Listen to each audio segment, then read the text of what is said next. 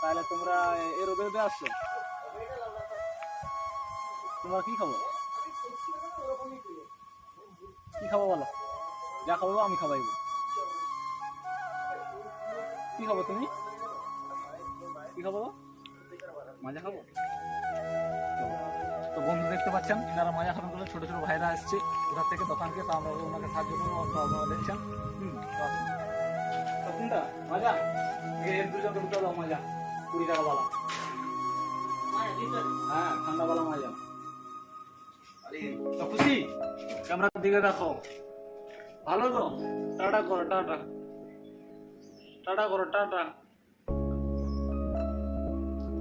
ঠিক আছে, দাঁড়াও।